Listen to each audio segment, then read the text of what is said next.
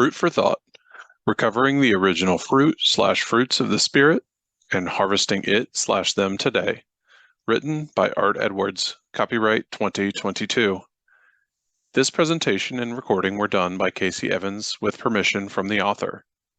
Author's note: some names and locations in the author's personal stories have been changed. These events happen pretty much as described, at least in my memory. The Little Engine That Did. Egkrateia comes from two Greek words. En, en, means in, or under the dominion of, and kratos means power or mastery. In an age when the mantra of the moment is, if it feels good, do it, Egkrateia requires further explanation.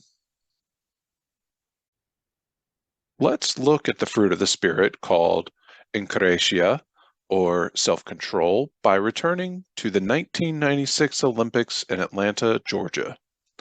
The women's gymnastics competition for the team all-around title and that Olympics was a toss-up.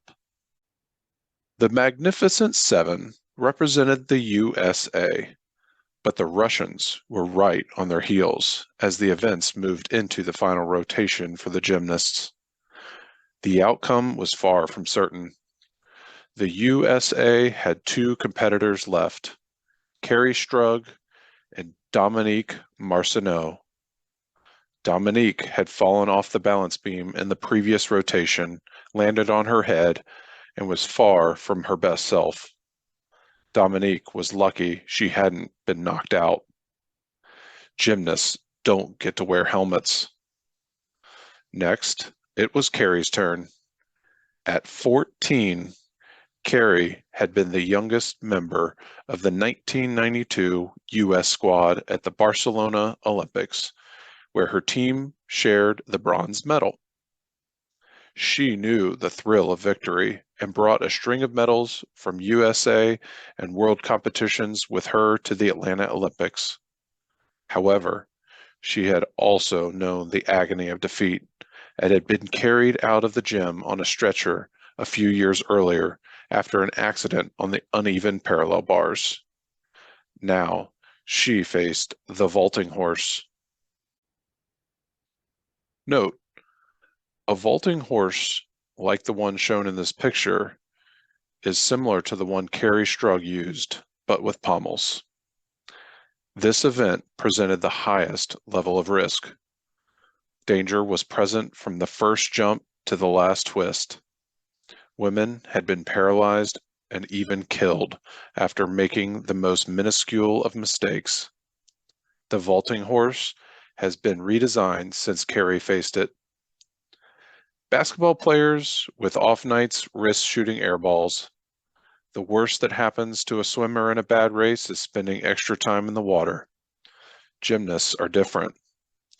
They face paralysis and death in every contest. Football and hockey players enter their arenas, essentially wearing a suit of armor.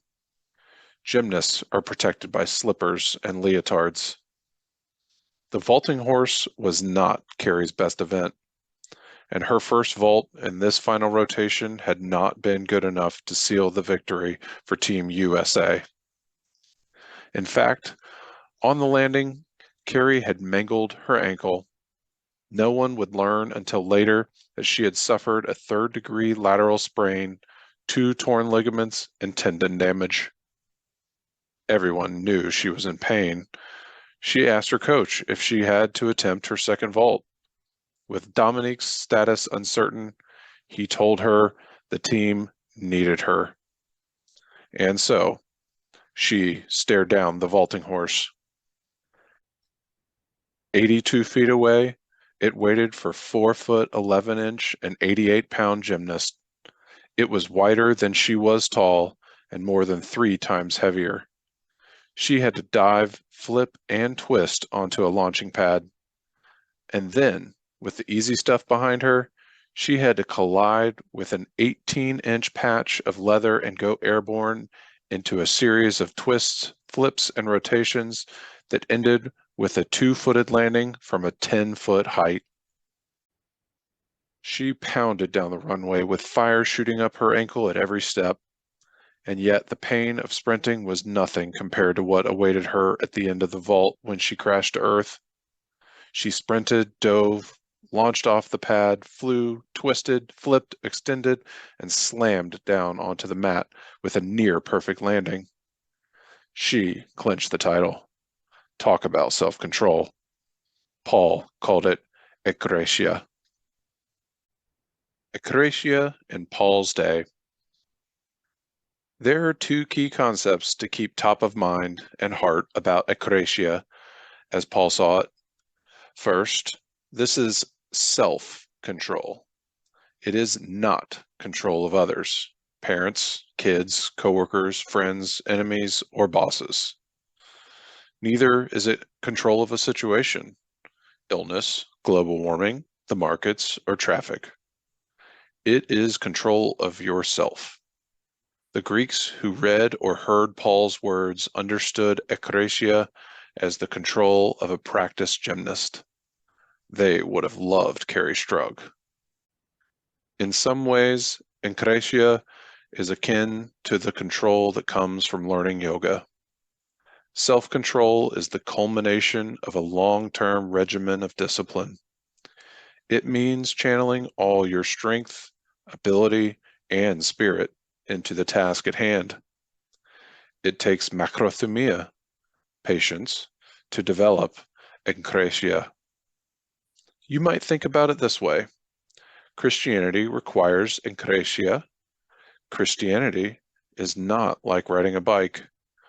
Once you've learned how to ride a bike, you can always get on another bike, even years later, and ride. Christianity differs from this. You can't pick it up, practice for a while, drop it for years, and then get back in the saddle. Christianity is more like aerobic exercise or long-distance running. Unless you discipline yourself to do it every day, the skill goes away. It takes practice to develop Egkrateia. This fruit of the Spirit takes many seasons to mature. But Paul wasn't holding up the fruit of the Spirit of Egkrateia to encourage his flock to become gymnasts. And this is the second key point about this fruit of the Spirit. A Christian's self-control is not exercised to excel at just any task. Egkrateia is not developed for use in the gym or in the gladiators' coliseum. This is also how Egkrateia differs from yoga. Egkrateia should be exercised in the pursuit of serving others. For believers, its aim is to bring the kingdom to life through the light. Gymnasts use Egkrateia. Back to Carrie Strug. She rocketed into space, knowing what awaited when she landed on her size 5 slippers was a world of hurt. But she didn't flinch. She landed squarely. She winced, hopped, saluted the judges, and collapsed into her coach's arms. She was carried to the podium for the gold medal. As it turned out, the injury ended her career. Her Egkrateia had a purpose beyond herself. She used it to help her team. A note from the author. Thank you for listening and viewing the Self-Control and Egkrateia chapter of Fruit for Thought. If you enjoyed today's clip, you can purchase the book by putting Art Edwards' Fruit for Thought into the search bar on Google, Amazon.com, store.bookbaby.com, or readersfavorite.com.